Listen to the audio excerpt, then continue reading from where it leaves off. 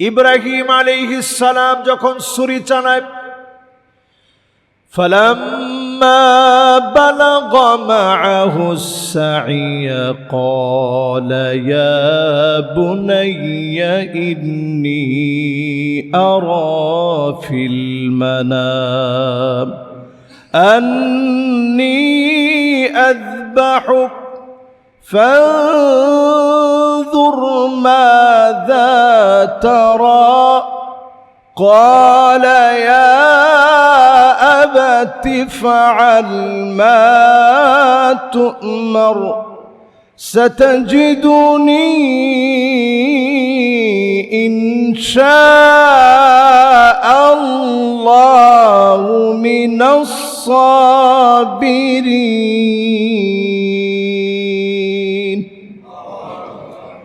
ঠিক যখন ছুরি চালাইতেছে, ছেলে বলতেছে, আব্বা আপনি আমারে ধৈর্যশীলদের মধ্যে পাবেন। আব্বা আমি ছটফট করে আপনারে কষ্ট দিব না। বাপ আপনি গলার মধ্যে ছুরিটা চালান, আল্লাহর অর্ডার আপনি বাস্তবায়ন করেন। মুফাসসিরিন কেরাম লেখেন, কেমন যেন ইসমাঈল আলাইহিস সালাম বলতেছিলেন, মা বিকা ইয়া আবি, ও আমার বাপ ছুরির কি হলো, কেন আমার গলা কাটে না? ইব্রাহিম আলাইহিস সালাম কেমন যেন বলতেছিলেন, ও সন্তান কেন তোমার গলার মধ্যে ছুরিটা চলে না, কেন ছুরি তোমার গলার মধ্যে কাজ করে না? বাপ আর সন্তান দুজন আল্লাহর সামনে পরীক্ষা দিচ্ছে। ফাবাশশারনাহু বিগুলামিন হালিম। গোলামে হালিম কেমন? আল্লাহ সেই দিন ইব্রাহিম আলাইহিস সালামকে দেখায় দিলেন। এত বছর পরে এসে বাপ গলায় ছুরি চালায় দিবে, একটা বারের জন্য সন্তান অধৈর্য হয়ে যায় নাই, আল্লাহর জন্য কোরবান হতে চলে গেছে। মালিকের অর্ডার বাস্তবায়ন ইব্রাহিম আলাইহিস সালাম গেলেন। ছুরির নিচে সন্তান শুয়ে পড়ল।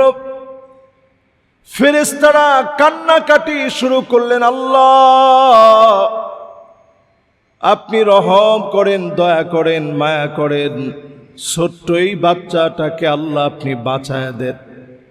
আল্লাহ রাব্বুল আলামিনের কাছে এত মায়া লেগে গেল। ছোট্ট ইসমাঈল আলাইহিস সালাম আর তার পিতা ইব্রাহিম আলাইহিস সালাম পরীক্ষা যখন দিচ্ছেন, আল্লাহর কাছে এত কবুল হয়ে গেল। ওয়ানাদাইনাহু আইয়া ইব্রাহিম, আল্লাহ ডাক দিয়ে বললেন, ইব্রাহিম কদ সাদ্দাকতার রুইয়া ইন্না কাযালিকা নাজজিল মুহসিনিন।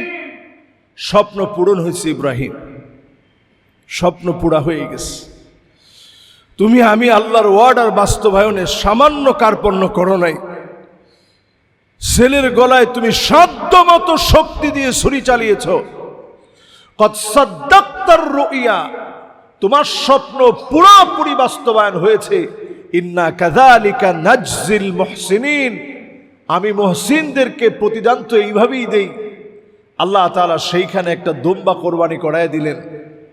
ইব্রাহিম আলাইহিস সালাতু ওয়াস সালাম আল্লাহর পরীক্ষায় উত্তীর্ণ হলেন, একবার দুইবার না। ওয়া ইযিবতালা ইব্রাহিম রাব্বুহু বিকালিমাতিন ফাতাম্মাহুন, যতবার আল্লাহ পরীক্ষা নিলেন, সকল পরীক্ষা ইব্রাহিম আলাইহিস সালাম উত্তীর্ণ হলেন। সবগুলা পরীক্ষা তিনি এমন ভাবে দিলেন, কোন পরীক্ষার ভিতরে তিনি কার্পণ্য করে নাই। সন্তানের গলায় ছুরি চালাতে কার্পণ্য করে নাই, রেখে চলে যেতে কার্পণ্য করে নাই।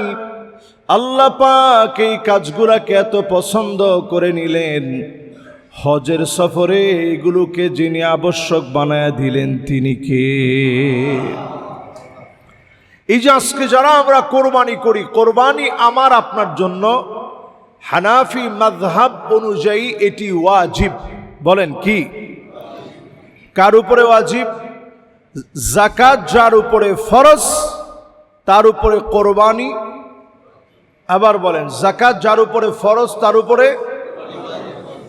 এখন যাকাত আপনি দেন না, যাকাত আপনার উপরে ফরজ নয়, কিন্তু আল্লাহ তাআলা হয়তো আপনাকে একটু ভালো রাখছেন, যাকাত দেওয়ার মতো টাকা আপনার নাই, কিন্তু আল্লাহ তাআলা আপনাকে স্বাবলম্বী রাখছেন, মোটামুটি আপনার থাকার মতো ব্যবস্থা আছে, কিছু ক্ষেত খোলা আছে, ওই রকম সামর্থ্য নাই যে যাকাত দিবেন।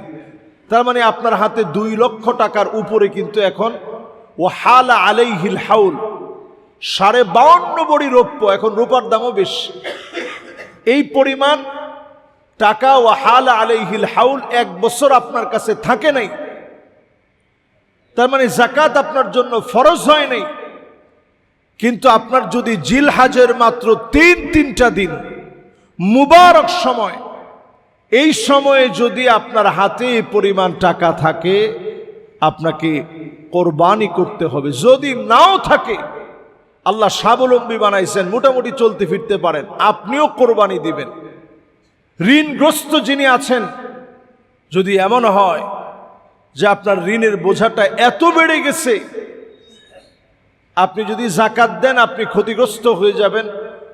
আপনি কোরবানি করলে কোরবানি দেওয়ার কারণে যে টাকাটা গেছে আপনি ক্ষতিগ্রস্ত হয়ে যাবেন, আপনার পুরো মূলধন খেয়ে ফেলছে আপনার ঋণ।